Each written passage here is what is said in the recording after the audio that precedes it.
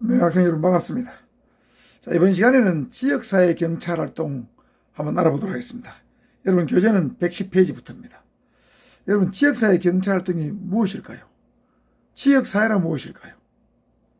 경찰 활동은 여러분 다 알 건데 뭐 경찰관이 순찰을 돈다, 교통사고 처리를 한다, 뭐 폭행 현장에 출동을 한다, 이런 것 다 경찰 활동이 되겠죠? 범인을 검거한다. 지역사회란 것은 바로 여러분이 살고 있는 동네를 말하겠죠? 여러분 읍면동 시골 같으면 읍면이 있고 도시 같으면 동이 있죠. 동단위 또 한 개나 두 개 동, 세 개 동, 이게 전부 다 지역사회로 봐야 됩니다. 그러면 지역사회 경찰 활동은 도대체 무엇을 말하는가? 이걸 먼저 알아야 되겠죠. 그래서 이게 지역사회 경찰 활동의 개념은 미국에서 제일 먼저 나왔는데 뭐냐면은 기존의 경찰 활동은 사실은 범인을 경찰이 얼마나 잘 검거하는가, 얼마나 범죄를 신속하게 해결하는가, 여기에 중점이 주어져 있었습니다. 그런 것을 전통적 획일적 경찰활동, 전통적 획일적 법집행활동이라 부르죠. 경찰이 유능하고 안 하고 하는 것은 범인을 얼마나 잘 잡는가, 범죄를 얼마나 잘 해결하는가, 여기에 주안점을 두고 포커스를 두고 평가를 해왔습니다.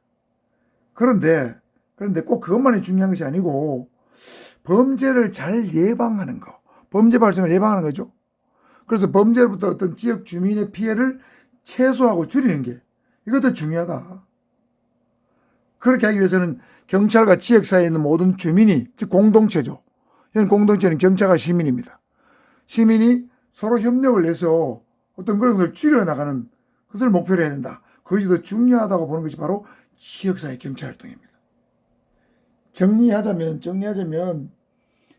지역사회의 어떤 범죄, 또 범죄뿐만 아니고 무질서, 혼란, 이런 것들을 어떤 지역사회 주민하고 경찰이 공동으로 노력을 해서 문제 해결책을 찾고 무질서를 어떤 해결에 줄여나가는 그런 과정, 그것을 지역사회 경찰활동이라고 부르는 거죠.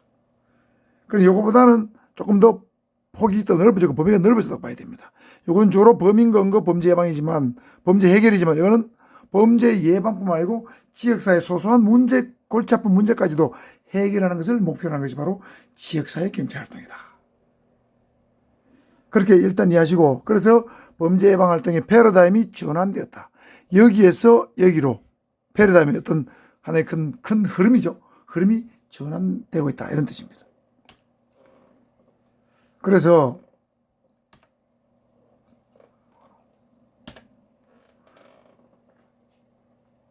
다시 말씀드리면 경찰과 지역 주민의 공동의 노력으로 지역사회 범죄를 예방하고 치안 서비스를 공동으로 생산하는, 경찰과 시민이 머리를 맞대고 공동으로 생산하는 활동, 이게 지역사회 경찰활동입니다.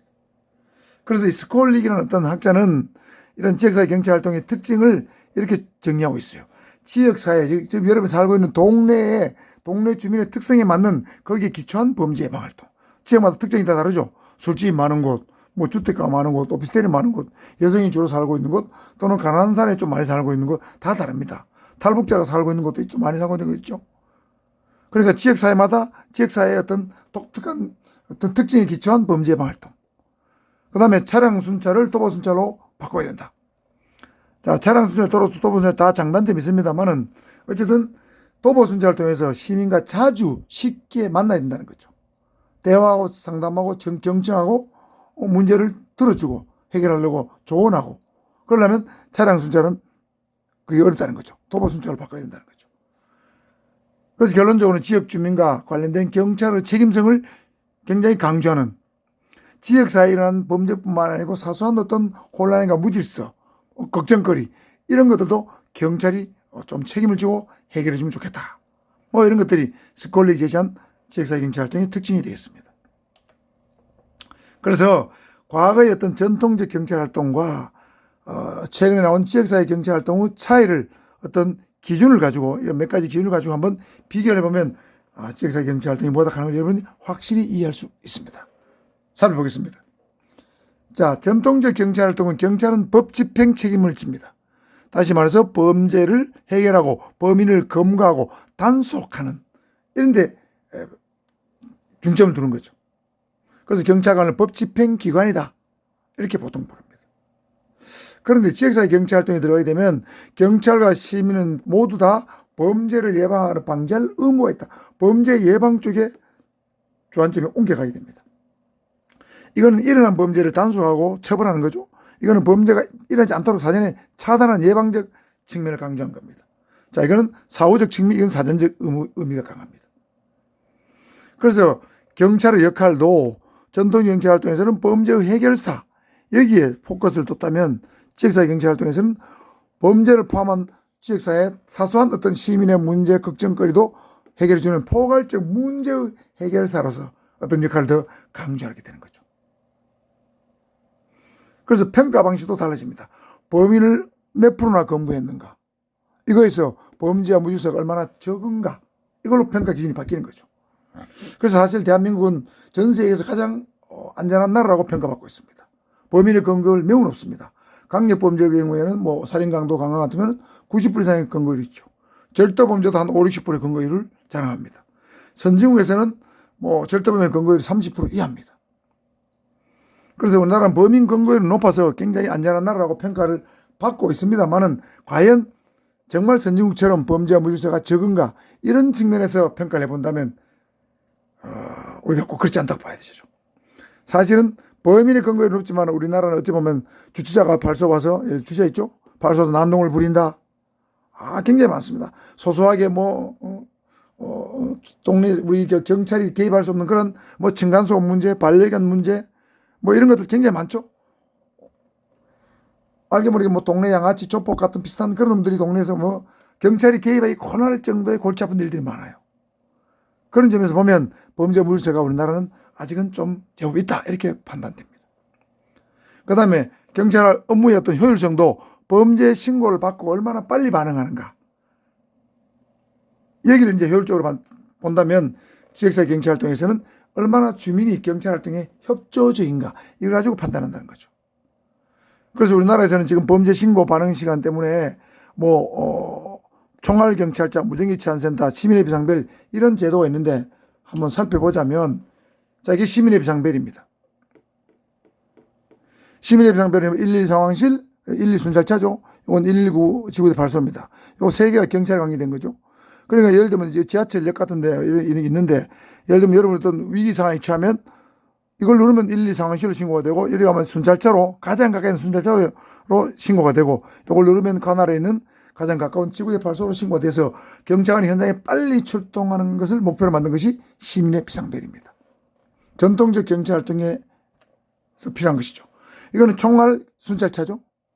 부산 남부경찰서, 옛날 경찰서의 벽을 이렇게 눈을 뚫고 아주 총알처럼 달려가는 순찰차 모형을 상징물로 만들어놨습니다. 경찰 홍보물입니다. 총알같이 달려가 있습니다. 얼마나 위기 현장에 빨리 경찰이 도착할 것인가, 경찰의 골든타임을 잘 나타내는 상징물이 되겠습니다. 그 다음에 이거는 주민이 보낸 시그널입니다. 부산에 가면 남포동에 치안센터를 이렇게 무전기 모양으로 바꿔서 시민의 목소리에 항상 귀를 기울이겠다, 정치하겠다, 경청하겠다, 소통하겠다 하면서 시그널 개통식을 하는 장면입니다.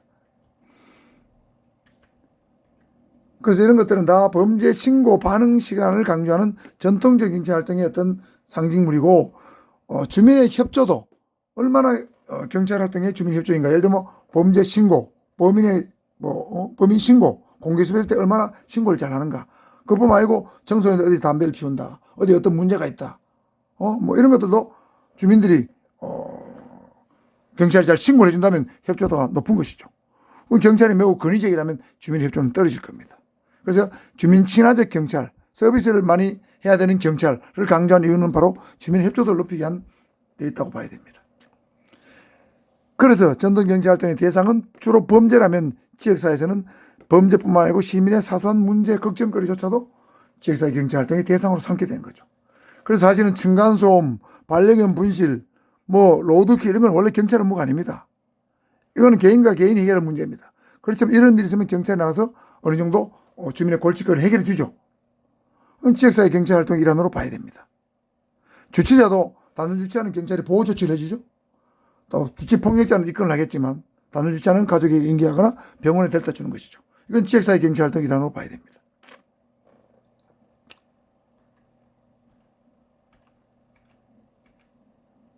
자, 그래서 이번 시간에는 지역사회 경찰 활동 개념은 무엇이고 지역사회 경찰 활동과 전통적 경찰 활동의 어떤 여러 가지 기준에 따른 차이점 무엇인가 한번 살펴보았습니다.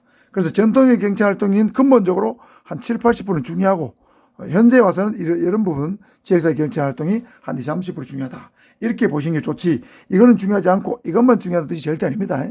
전통적 경찰 활동은 이걸 잘해야 됩니다. 이걸 잘하면서 이런 부분도 같이 고려하는 그런 것이 가장 이상적인 경찰 활동이다. 저는 이렇게 생각하면서 이번 영상 마치도록 하겠습니다. 감사합니다.